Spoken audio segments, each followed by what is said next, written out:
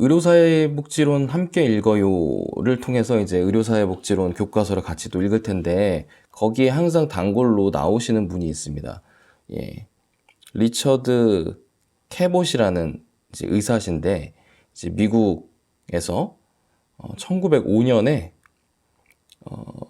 5년경에 본인이 이제 수술하고 퇴원시킨 환자가 계속 반복적으로 합병증이 생기고 재발해서 다시 입원을 하게 되면서 아무래도 이거는 이제 뭐 의료적인 문제가 아니라 가정 환경의 문제인 것 같다라고 해서 한 명을 고용해서 집에 가정 환경 파악을 위해서 보내게 됩니다. 그 사람이 이제 우리가 지금 이야기하는 의료사회복지사의 이제 시초가 된 분이시죠. 미국의 역사로는 그렇고 영국의 역사로는 1800년대 후반부터 이제 의료사회복지사에 대한 언급들이 나옵니다.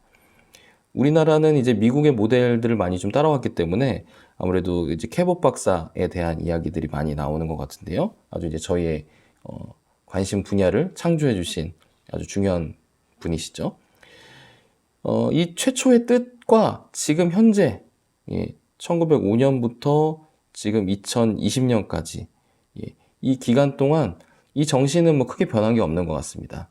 치료 과정에서 어려움을 겪고 힘든 부분들이 있는 분들, 그리고 병원을 떠나서도 가정 환경에서 치료 여건의 부족으로 어떤 연속적인 치료 여건이 잘 안 만들어지는 분들, 이런 분들을 돕기 위한 활동들을 여전히 하고 있죠.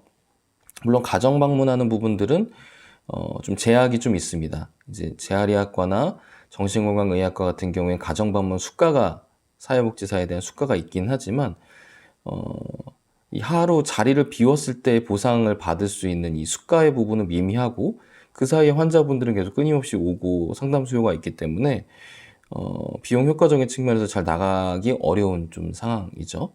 예, 그래서 이때처럼 가정 방문까지 아직 나가는 것들은 이제 활성화되어 있지는 않지만 이 정신만큼은 그때나 지금이나 크게 다르지는 않은 것 같습니다. 우리가 하는 역할들은 다 이제 근거를 이제 가지고 있는데요. 의료사회복지사의 활동 근거가 되는 법령과 뭐 수가 지침들이 여러 가지가 있습니다. 제가 이제 여기 표에서 보여드리는 것처럼 주로 이제 연관이 될 수 있는 것들을 제가 몇 가지 좀 뽑아봤고요. 이 외에도 추가적인 부분들이 더 있을 수 있습니다. 근데 이제 이 중에서도 더 핵심적인 부분들로 좀 뽑아왔는데 첫 번째는 사회복지사업법이 있습니다. 2018년 11월 23일 날 국회 본회의를 통과해서 사회복지사업법이 개정이 되면서 특정 영역 사회복지사로 우리 의료사회복지사가 이제 국가 자격으로 인정이 되었죠. 거기에 개정된 법률 11조 2항 3항에 그 자격 근거가 이제 딱 이제 박혀 있습니다. 다만 이걸 시행할 수 있는 시행령 시행규칙은 아직 바뀌지 않았거든요. 그래서 이전에 말씀을 좀 드렸던 것처럼 이전 콘텐츠에서 말씀드렸던 것처럼 아직 이게 어떻게 진행이 될지에 대한 방향을 우리가 아직 확실하게 가늠할 수는 없습니다.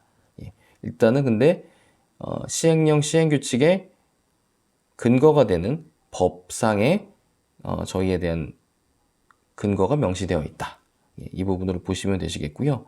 근데 한 가지 아쉬운 점은 아직 저희가 더 작업을 하고 더 저희의 주장을 해야 될 부분으로 남아있는 것은 이 사회복지사업법과 저희 의료사회복지사가 몸담고 있는 의료 현장을 관할하는 의료법 사이의 연결 관계가 아직 미미합니다. 그래서 사회복지사업법에 의료사회복지사 자격에 대한 근거가 마련이 됐다 하더라도 의료법상에 이런 해당 근거가 추가로 확충이 되지 않는 한 당장 이제 일자리가 확 늘어나는 결과는 이끌어내지는 못할 겁니다. 그래서 이전에 제가 다른 영상을 통해서도 말씀드렸지만 이런 부분들은 아무래도 더 시간이 좀 필요할 것 같고 더 저희들이 이제 주장을 해 나가야 될 부분인 것 같습니다.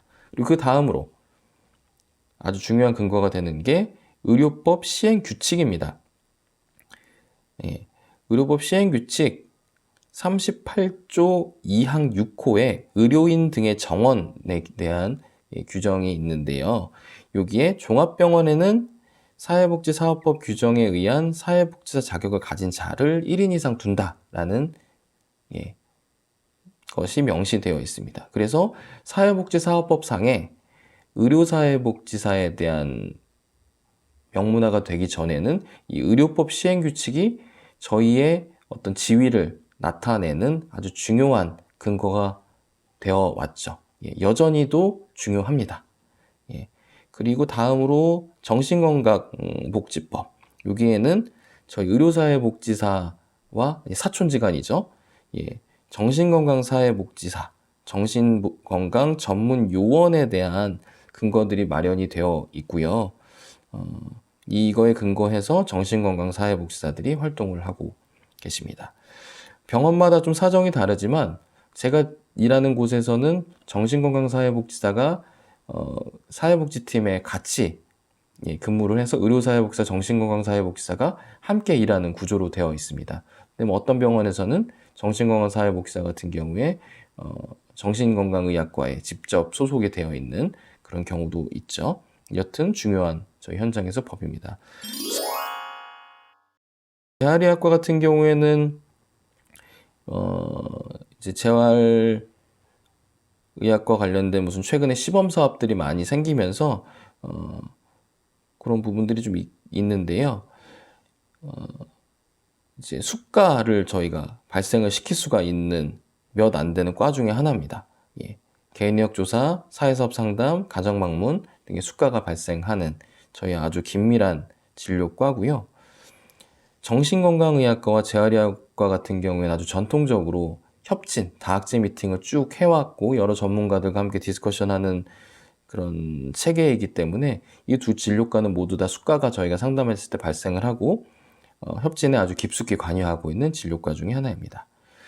그리고 다음으로 장기 등 이식에 관한 법률. 여기 상에는 사회복지사라는 언급이 나와 있지는 않지만 이 법에 따른 살아있는 자의 기증 선정 과정에서 사회복지사들이 장기기증 상담 평가라는 활동을 하고 있습니다. 거의 모든 병원들이 사회복지사 직종이 이 일을 하고 있고요.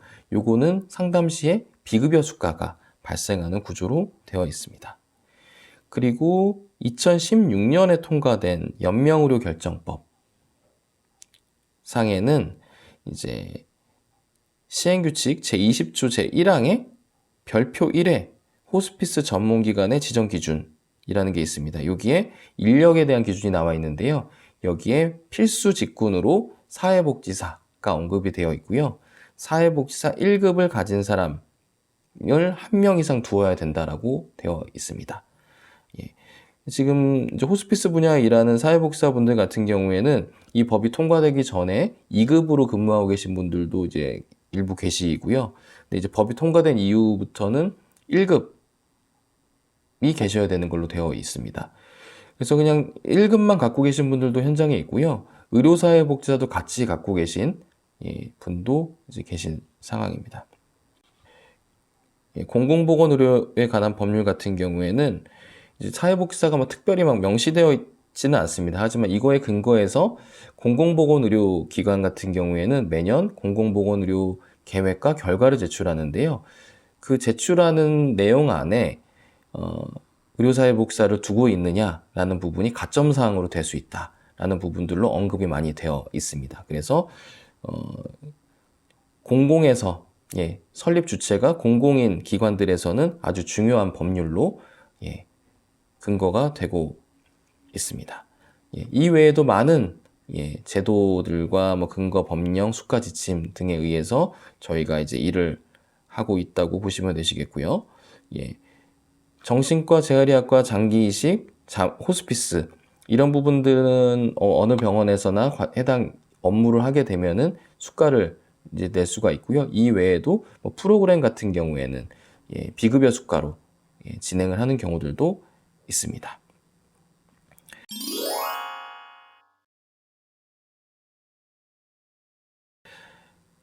다음으로 의료사회복지사 관련 자격제도에 대해서 이제 말씀을 드릴 텐데요.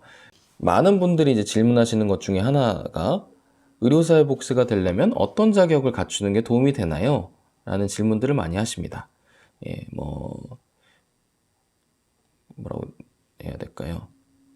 워드 프로세서 자격증이라든지, 워드와 그 엑셀과 파워포인트, 이런 부분들에 대한 자격을 따는 게 좋을지, 예, 등등 어떤 다른 전문 자격, 이런 것들을 따는 것들에 대해서 많이 물어보십니다. 심리에 대한, 심리사에 대한 자격을 따는 게 도움이 되나요? 이런 질문들을 많이 하시는데, 사실 그런 질문들에 저는 주로 답을 할 때 기본적인 자격을 갖추는 게 더 중요하고, 제가 체크리스트 7에서 말씀드렸던 그런 과정들을 충실히 하는 것들이 더 중요합니다. 라고 말씀을 드립니다.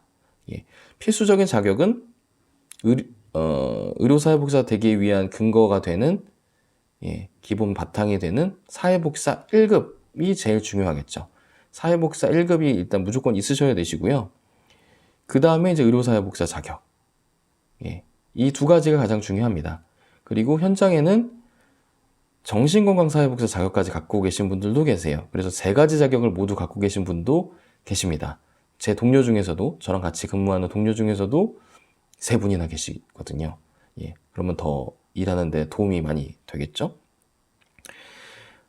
그래서 이제 의료사회복지사는 사회복지사 1급과 의료사회복지사 자격만 있으면 되고요. 그 다음에 이제 워낙 출발을 정신건강 쪽부터 하셔서 이제 그 현장 경험을 바탕으로 의료사회복지사 응시 자격을 얻으신 분들도 계시거든요. 그런 분들 같은 경우에는 정신건강사회복지사를 갖고 계신 분도 계시고, 때로는 되게 힘든 과정을 겪으셨을 것 같은데 정신건강사회복지사 수련을 마치셔서 정신건강사회복지사 2급을 따시고 다시 의료사회복지사 수련을 해서 의료사회복지사 자격을 따신 분들도 계십니다.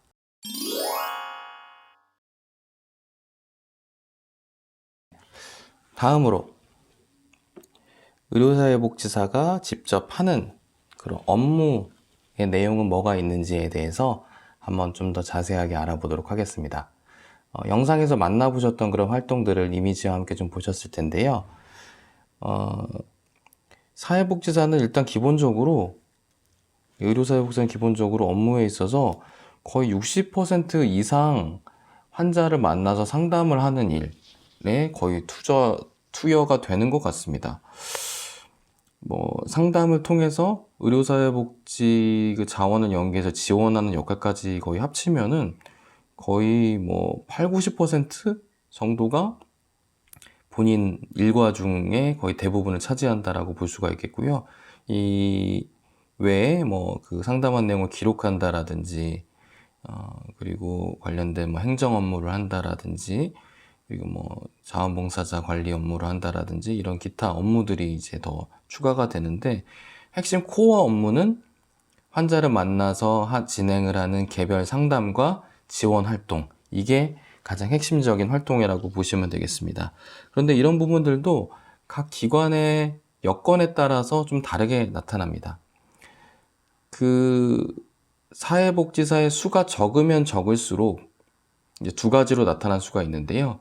그 기관에서 사회복지사를 의료법 시행규칙 때문에 한 명 이상 둬야 돼서 두고는 있는데, 그 사회복지사를 임상가로서 상담을 하고 지원활동을 하는 이런 사람에 가깝게 활용하는 게 아니라 사무직종에 가깝게 활용하는 경우도 있습니다. 행정 업무를 주로 하는 사람으로. 그리고 같은 한 명이더라도 일단은 뽑아놨는데 뭐 하는지 모르겠어서 그냥 방치가 되어 있어서 상담을 그냥, 예, 상담에만 집중하고 기타 다른 업무는 별로 안 하는 경우들로 이제 나타나죠. 그래서 저희가 이제 한 명 근무하는 분들을 저희 현장에서 이제 나홀로 워커라고 이제 부르는데, 이런 분들이 슈퍼비전을 받을 때도 없고, 예, 그리고 피어 슈퍼비전을 통해서 나눌 사람들도 없다 보니까 많이 힘들어 하시고 소진을 많이 경험하셔서 한 직장에 오래 근무하시지 못하고 다른 기관으로 이직을 하시는 경우들을 잦게 보게 됩니다. 예. 그리고 이제 규모가 좀 더 커지면 커질수록 제가 말씀드린 대로 상담 업무에, 예, 많이 투여가 되고 있는 구조가 보시면 되시겠습니다. 그래서 상담의 내용을 보면요. 의뢰오는 내용들이 이제 기술이 돼서 오기도 하고 안 되어서 오기도 하는데 가장 많은 비중을 차지하는 거는 현재는 경제적인 상담입니다. 이분이 어려움을 호소하고 있는데 도움을 드릴 수 있는 부분이 없는지 검토해 주십시오 라는 내용으로 의뢰가 가장 많이 오고요. 그리고 진료과에 따라서 특히 장기적으로 관리해야 되는 만성질환 같은 경우에는 이 환자의 치료에 대한 수능도, 약물 복용 수능도, 이런 부분들에 대해서 어떤 상태신지를 좀 확인해 달라. 질환에 대한 인사이트가 어떠신지를 알아봐 달라. 이런 내용의 심리사회적인 상담이 오기도 합니다. 이 부분은 주로 이제 내과적인 질환 쪽에서 많이 오죠. 정신과 포함해서. 그리고 최근에 이제 이슈가 많이 되고 있는 게 퇴원계획 상담이죠. 전통적으로는 이 부분이 가장 의료사회복지사가 병원에서 필요해지게 된 이유 중에 하나입니다. 이제 병상 회전율을 이제 높이는 역할을 하는 거죠. 퇴원을 할 수 있도록 도와드려서. 그런데 지금은 경제적 상담이 거의 뭐 원탑이고요. 퇴원계획 상담은 진료협력팀이라는 부서들이 큰 병원들 중심으로 이제 생기면서 이 퇴원계획에 대한 부분은 진료 연계에 대한 부분은 그 진료협력팀으로 기능이 많이 넘어가게 됐습니다. 그런데 최근에 이제 바뀐 부분은 커뮤니티 케어에 대한 언급들이 많이 나오면서 퇴원계획에 대해서 의료사회복지사가 어떻게 개입해야 될지 다시 옛날의 전통적인 역할에 대한 재조명이 이루어지고 있는 상황이고요. 이거에 대한 역할들이 앞으로 저희의 업무 확장에 있어서 아주 중요한 분야가 되고 있고 될 것으로 예상이 됩니다. 아주 이제 떠오르는 분야죠. 그리고 사회복귀 및 재활상담, 그리고 자원연계 상담, 그리고 학대나 폭력에 노출이 되어 있는 분들에 대한 상담, 이런 부분들이 이제 개별 상담으로 이루어지는 부분이라고 볼 수가 있겠습니다. 학교에서 이제 교과서에서 배우실 때 개별 상담에 대한 부분도 있고, 이제 집단 상담에 대한 부분도 있고, 지역사회 차원에서 개입하는 부분이 있고, 이런 부분들에 대해서 한번 배우셨을 텐데요. 개별 상담이 가장 또 상담 중에서도 많은 비중을 차지하고 있는 것을 볼 수가 있겠습니다. 그리고 이제 집단 상담 및 프로그램도 진행이 되고 있는데요. 이런 부분들은 이제 정신건강의학과가 가장 활성화가 되어 있습니다. SST라고 해서 사회성 기술 훈련에 대한 프로그램들을 이제 병동마다 진행을 하고 납병동을 운영하는 병원 같은 경우에는 그런 부분에 같이 들어가서 프로그램을 운영하는 역할들을 좀 하고 있고요. 그리고 대한의료사회복지사협회에서 이제 기금들을 마련해서 활성화되어 있던 것 중에 하나가 이제 멘토링 프로그램입니다. 자조 모임하고도 약간 비슷하다고 볼 수가 있겠는데요. 자조 모임을 운영하거나 멘토링 프로그램을 운영하거나 이런 차원의 집단 프로그램도 운영을 하고 있습니다. 저 같은 경우에도 이제 포토보이스라는 이제 연구 방법론과 TSL이라는 방법 등등을 활용해서 집단 프로그램들을 이제 만들어서 진행해 본 경험이 있는데요. 이제 개별 상담하고는 또 다른 차원의 부분이고, 개별 상담은 물론 그 가족 안에서의 역동도 같이 좀 다뤄줘야 되는 부분도 있겠지만, 집단 상담은 그 참여하시는 주체들이 여러 명이시기 때문에 이 집단 안에서의 역동을 어떻게 다루는지, 그 분들 안의 성향을 어떻게 독려하고 다루는지에 따라서 이 집단이 잘 운영되고 좀 진행이 어려워지고 이런 차이가 좀 있는 특성이 좀 있습니다. 그리고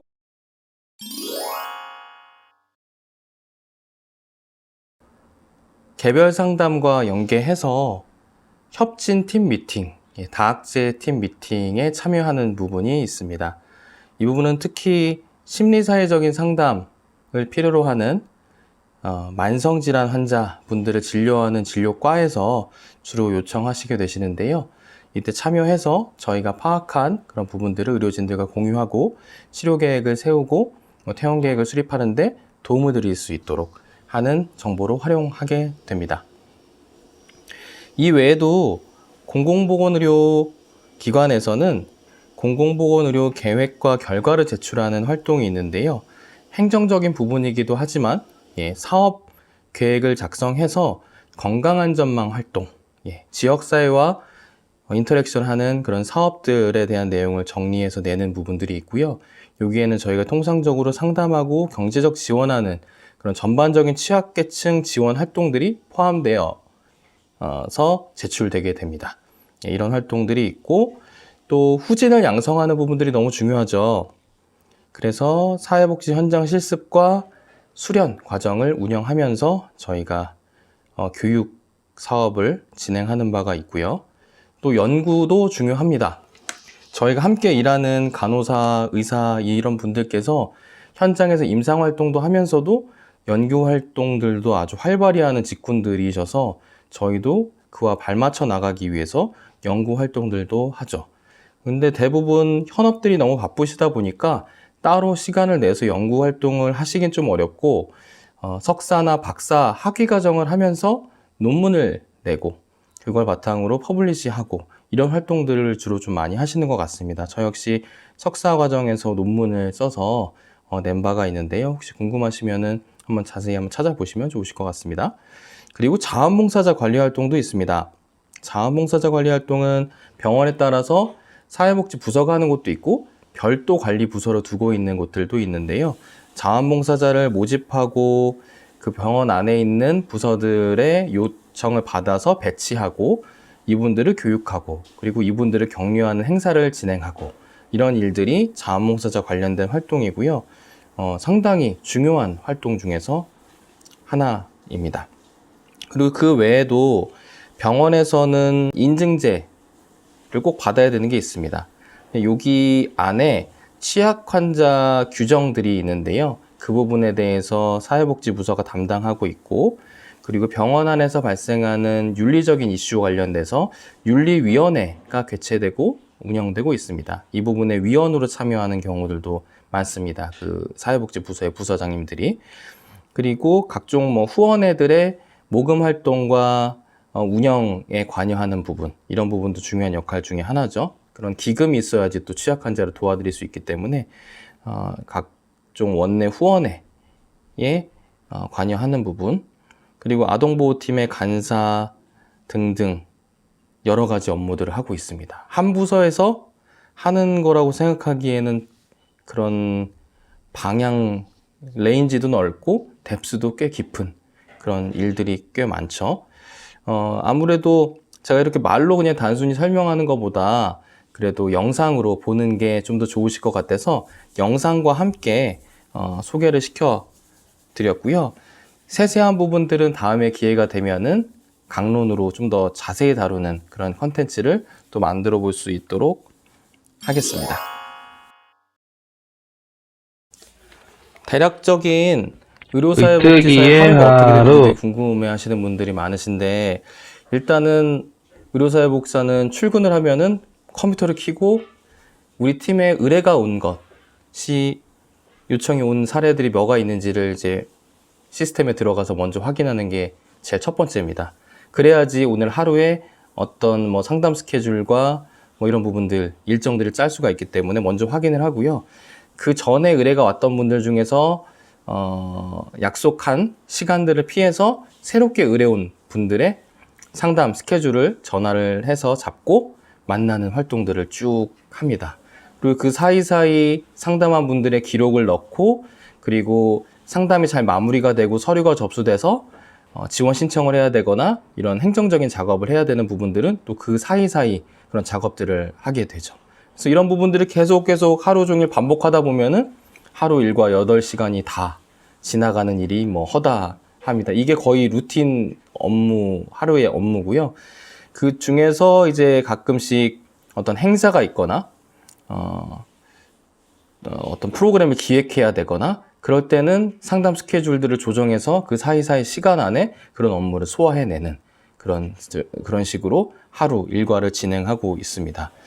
이전 컨텐츠에서도 말씀드렸던 것처럼 저희 의료사회복지사 일과는 저희가 주도적으로 오늘 이 몇 시부터 몇 시까지는 이 일을 하고 몇 시부터 몇 시까지는 이 일을 하고 이렇게 완전히 다 결정해서 진행할 수가 없습니다. 할 수는 있는데 그렇게 결정을 했다고 하더라도 수시로 의뢰가 오는 그런 분들의 일정과 오늘 당장 퇴원해야 된다고 하는 분들 일정과 기존에 만났던 분들 중에서 일정이 변경돼서 또 조치해야 되는 일정과 이런 것들이 엉켜지다 보면은 본인이 세운 계획의 거의 50%를 하면은 성공했다고 할까요? 네. 그런 스케줄들로 진행이 되고요. 의뢰를 아침에 와서 제일 먼저 그 밤 사이에 난 그 의뢰들을 확인하지만 그 외에도 하루 중 수시로 또 의뢰가 오게 됩니다. 그래서 수시로 시스템에 들어가서 의뢰가 온 내역들을 확인하고 또 기록하고 이런 일들을 계속 반복하고 있죠. 이게 의료복지사들의 하루 일과이자 하는 일들이 되겠습니다. 이렇게 영상과 이렇게 말씀으로 전달해 드리더라도 이게 강좌로 전달 드리는 거에 한계가 있죠. 그래서 이런 부분들을 조금 더 자세히 알고 싶으시다면 수련, 실습, 자원봉사를 통해서 체험을 해보시면 되시겠습니다. 네, 오늘 의료사회복지사가 하는 일, 그것이 알고 싶다. 한번 이 주제로 한번 다뤄봤고요. 이후에 또 여러분들께서 궁금해하시는 주제들로 다시 찾아올 수 있도록 하겠습니다. 여러분들의 피드백과 댓글로 채널의 방향을 또 수정해 가고 반영해서 콘텐츠를 제작하고 이렇게 할 테니까요. 언제든 댓글, 피드백 개의치 마시고 주시면 되겠습니다. 오늘도 끝까지 경청해 주셔서 너무 감사드리고요. 의료사회복지사 정대희TV는 여러분들과 함께 계속 성장해 나갈 수 있도록 노력하겠습니다. 오늘도 들어주셔서 감사합니다. 다음에 봬요. 안녕.